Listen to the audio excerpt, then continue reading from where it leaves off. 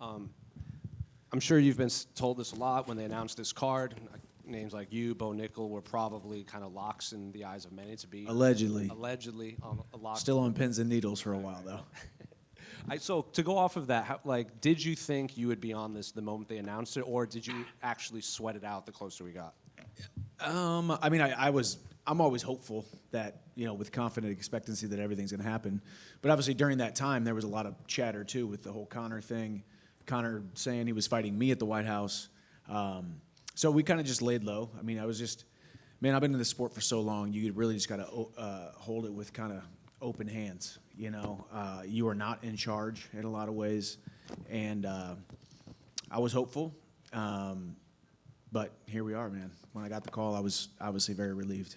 And we haven't seen you compete since, I think, last April. So I guess how's life been since then? Because I feel like even before that, you were doing the media rounds even when you weren't fighting, promoting Tough, coaching Tough, doing these guest scrums. So to kind of step back over the last year, maybe, how's life been? It's been good. After the last fight, I'm very disappointed in my performance in my last fight. And I think sometimes as a fighter, you need those to really look at your blind spots, to really look at the areas where you need to improve, areas where maybe you feel like you need to improve, where you feel like you need to tweak your training, tweak your mindset, but you've just been firing on all cylinders, going 100 miles an hour ahead and just keep doing the same of what you've been doing. Gave me an opportunity to step back, recalibrate, kind of coil the spring, so to speak, for the greatest platform and the greatest opportunity of my life, and in my opinion, a great opponent, the perfect opponent to fight on the White House lawn. So it's worked out really well. Spent some time with the family, but also, as I always do, stay very busy, stay very relevant, stay focused on continuing to build this beautiful life that I built over the last 15 years in mixed martial arts. Well, to talk about your opponent in Ruffy, a lot of people say, as close to a similar style as you can get with Conor, because long, fights wide. I also saw an interview where you said MMA is, quote, a little bit simple. It's a bunch of basic techniques with high probability. So when you break Ruffy down, he obviously has spectacular moments. Are they those basic techniques wrapped in flair, or do you kind of see him as this incredibly exciting fighter that we all see? I see him as a guy who probably grew up watching, mixed martial arts on TV and watching the highlights on YouTube and wanted to be a certain style and wanted to be a certain type of fighter. I'm a walk-on at the University of Missouri. I'm a wrestler. I'm a nonstop, in-your-face grinder type of guy. I've earned every single thing and fought for every single thing that I've done in this sport. And that's not to take anything away from him. I just think we have two different styles. I'm a hammer that's looking for a nail, and he's a guy who is, he's sometimes looking like he's playing a video game out there, right? So when the going gets tough, when the waters get deep, whenever the oxygen gets sucked out of the octagon, whenever things that you thought were going to work aren't working, whenever the big shot lands and I shake it off and I look you right in the eyes and I come and snatch your soul, where is he going to be? And I think we've seen that in the past. Like I said, not to take anything away from him, but I bring a different type of ferocity, a different type of pace, and a different type of chaos that a lot of guys, are surprised by. If you look at my body of work, check the resume. I've fought nothing but top of the crop in the UFC. You talk about some of these guys who have been champions, interim champions, fought for championships. They were able to withstand a lot of that. So we'll see how Ruffy does. Does he sink or does he swim? And the last one for me, maybe a bit of a strange one, but I'm sure you're getting paid really well by the UFC, and you're one of the more popular fighters when you fight. But you also come from an athletic background where wins and losses matter. So I guess for you, being incredibly popular and making good money is great, but at some point in the back of your mind, are you just I need a win here in the UFC? Yeah, I'm always thinking about that. But I think God created me a little bit different than a lot of people. I have who I am right here, right now, thinking about the tactics and the game plan of the fight, and then I've also got the guy who's got an indomitable warrior spirit inside of him. And a lot of times that's worked out really well for me. I'm not just a fly by the seat of your pants, just throw everything but the kitchen sink kind of guy. I have a system. We have a plan. And a lot of times that works and it breaks people. So that's why I'm so excited. That's why I put butts in seats. That's why I've been at Madison Square Garden 3 different times. That's why I'm on the White House lawn. That's why I have Fight of the Year after Fight of the Year, Knockout of the Year, Debut of the Year, Fight of the Night after Fight of the Night. It's just who I am. That is the cloth that I am cut from. And I plan on getting my hand raised. This one's for me. You know, that's over anything. Thinking about this camp, this one is for me. You know, it's not about proving myself. It's not about making people cheer. It's not about putting smiles on the UFC brass faces. This is about me getting my hand raised for America's 250th birthday. Michael over here. Michael, you know, over the last couple of years, obviously, you know, the biggest online criticism, man, he's still holding out for this fight, et cetera, et cetera. You got this fight, you said, you know, like, I'm fighting on the White House lawn, whether it's Conor, whether it's not, and it happened. I'd like to ask on a personal level, do you feel that vindication? Do you feel like the quote, monkey off of your back to all of the stuff that people are talking about that I know that you've done your best to tune out over the last couple years? Yeah, a little bit. I mean, you got certain fighters on the card who after the fact, after they were not put on this card, say, well, I didn't want to fight on this card anyway. There is no way in the world that somebody doesn't want to be on this fight card. When you talk about eyeballs, when you talk about platform, when you talk about reach, when you talk about the greatest moment of opportunity to showcase your skills to the world.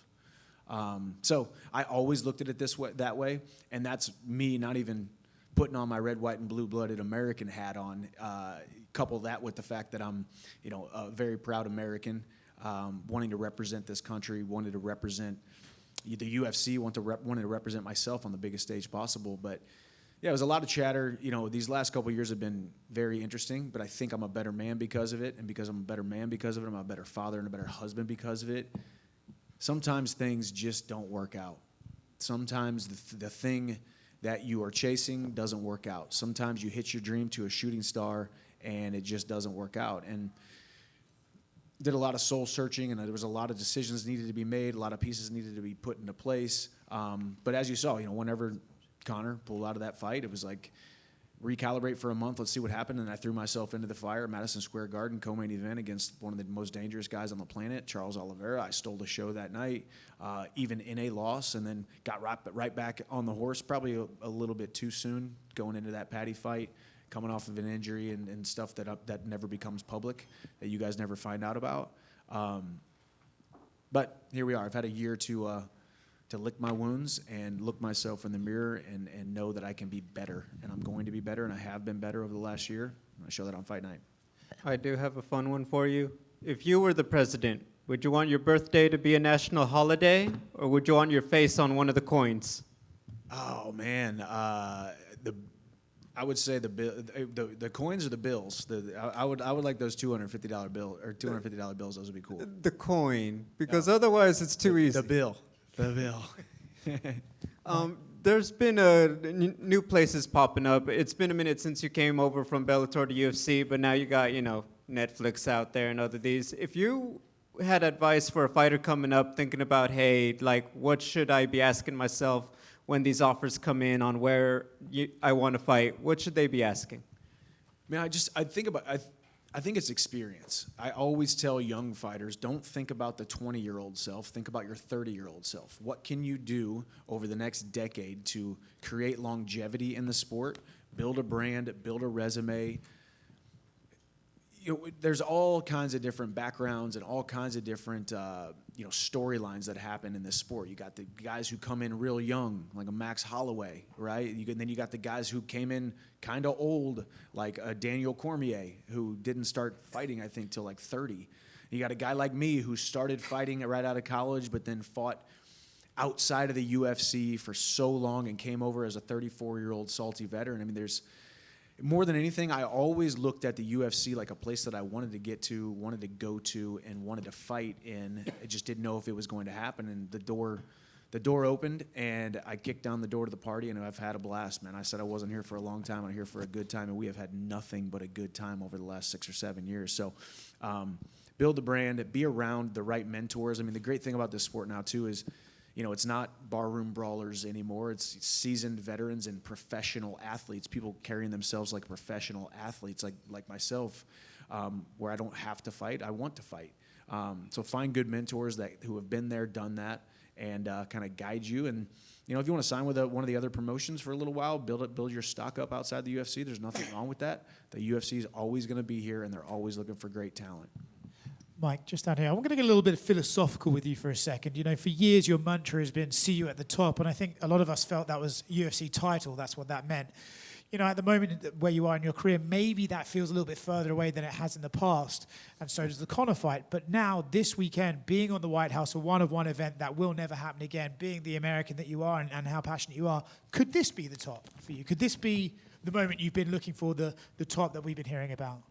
I think this is the top of my career thus far, for sure. And I think, see you at the top is not a tagline. It's not about the gold. It's not about money or bright lights or anything. It's about becoming that person that you're chasing, that version of yourself that is out in the future that you want to become if you every single day hold the standard, set a standard, and keep doing it. I mean,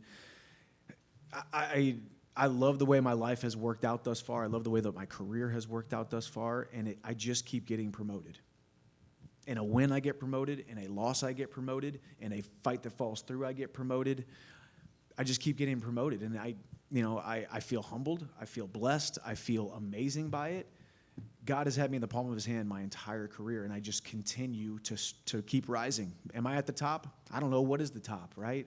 The top is something different for everybody else. But yes, as we sit here today, this is the top of my professional career, fighting on the White House on fighting on the White House lawn for America's 250th birthday. But then there's going to be another top after that, and there's going to be another top after that. And he who diligently seeks creating a life and creating a living, trying to become the better version of themselves, you're never going to fail. You're going to have moments where you lose. You're going to have moments where you get beat down and you got to pull yourself back up, but you never, ever truly fail until you quit. So I hope that answers your question, but that's just how I feel about it. And it's also the see you there part, see you at the top. I want to get to where I'm going right here, call this the top right now, the White House lawn. I will look to my left and look to my right and say, man, we did this together. You have supported me through this. You guys, the fans, and as I've gotten a little bit older too, you get real nostalgic about how beautiful the fandom is in the UFC, how beautiful the heartbeats are that spend their hard-earned money to sit in these seats and in arenas across the world. And I'm excited, man. It's been so much fun, and we still got more and more and more and more tops to go conquer. Mike, just kind of going off that, I had Laura Sanko on my podcast this week, and speaking of you, she said this, I think with that American flag draped over her shoulders, walking out at the White House, if there was ever a drug that was legal to ingest, it would be Michael Chandler at the White House. He's going to be high as a kite in the best way possible. How much is patriotism fueling you this weekend?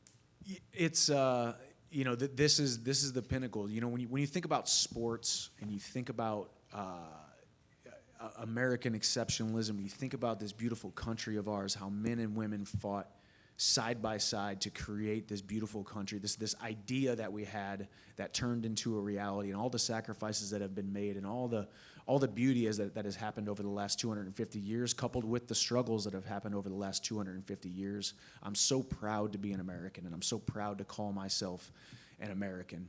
So to get to fight on a card this big, this historical, this illustrious, something that means so much. Everybody across the world, even if you're not watching, you've heard about this card, you're interested in this card, whether you like to admit it or not.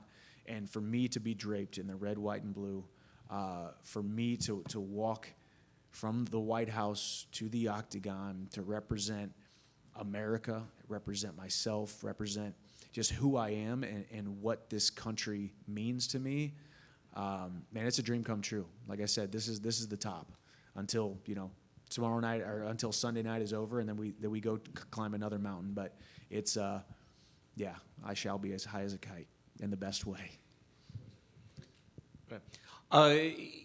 kind of following up on that, I mean, it seems like every fighter that I've talked to over the last several months has been like, I want to be on this card. This is the White House more than any other thing in the that exists. When did you first hear about it, and what did what were your immediate thoughts? What how did you kind of angle to get on this? And then secondly, why do you think every fighter wants this more than anything else of all the other places you can fight? I mean, it's pretty simple.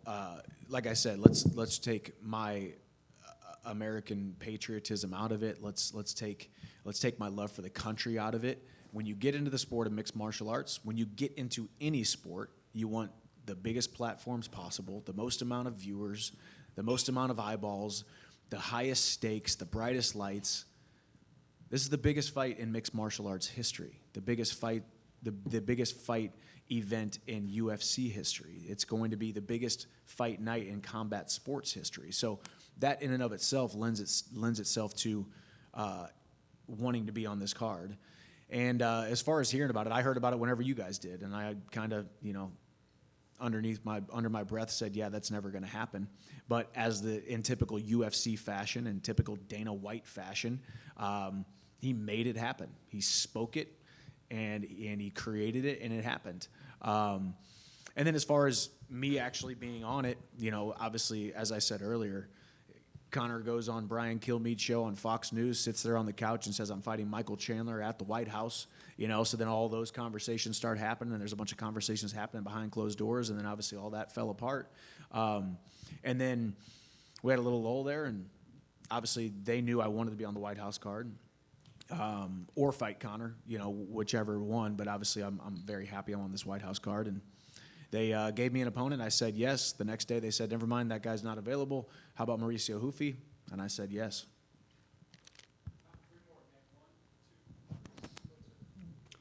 There's been a lot of talk about the fight between you and Conor, and now he's making a comeback. Do you still want to fight him in the future? I'm focused on Sunday night. Obviously, it's a fight that makes sense. It's a fight that's got hundreds of hours of footage on the Ultimate Fighter and all of our lead up and all the build up, plus the photo shoots and the video shoots and the sound bites and the push and the storyline that Conor and I were in a training camp to fight each other, and an unfortunate injury happened 2 weeks before the fight, the canceled press conference, all the different things. So it's a fight that's already built. It's a fight that's already made. I don't understand necessarily why it didn't happen. I never asked for an explanation. It's the kind of guy I am. Oh, you don't want me to fight Conor? I'm not fighting Conor. I'm fighting Ruffy at the White House. That's what I do. My job is to be a fighter in the UFC, and I'm under contract with the UFC. But, as I've said in the past, Conor and I will cross paths at some point, compete against each other at some point, but right now we're focused on Sunday night. The White House is a symbol of America. As an American fighter, how does it feel to compete at the White House? It's a dream come true. Biggest stage possible, brightest lights possible.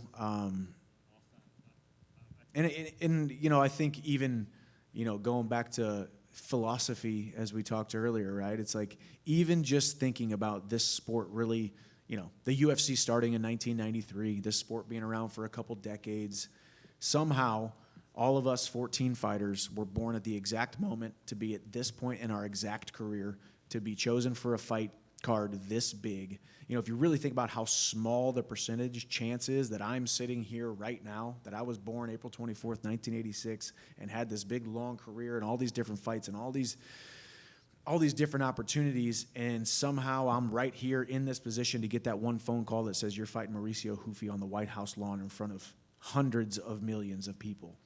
It's a pretty humbling feeling. It's a pretty I just feel very fortunate, and that's kind of the theme of this entire training camp. I'm so fortunate to get to do what I do and what I have done for such a long time, and I'm excited to go out there and get my hand raised.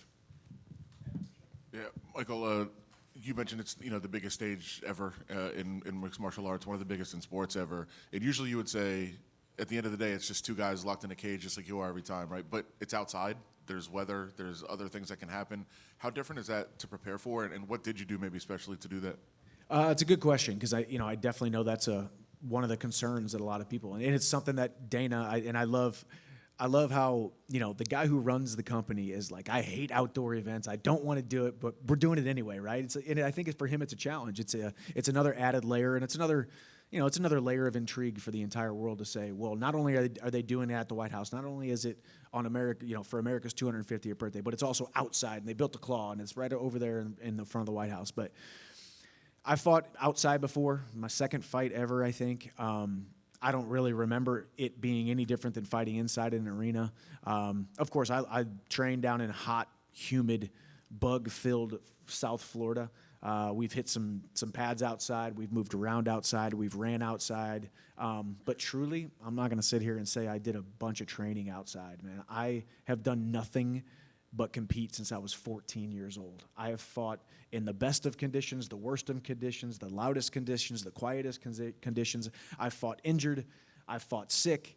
I've done all of the different things. So, more than anything, if I say you stack myself up against my opponent and you say, hey, here's these extra outside circumstances, I like my chances 10 times out of 10. I mean, have you thought about like a variable, like a bug in your eye kind of thing? I mean, it's something like that goofy, but... It's a good question. No, I have, and I think I would like to sit here and say, I'm not even going to notice it. I'll blink a couple times and hopefully it buzzes off. But, you suck in one into your lungs. I mean, it rains. Who knows? I think, as I said, I like my chances with a bug in my eye better than my opponent. I like my chances with a bug in my lungs better than an opponent. I like my chances 100 degrees, swampy, hot, and humid better than my opponent. So that's all that matters.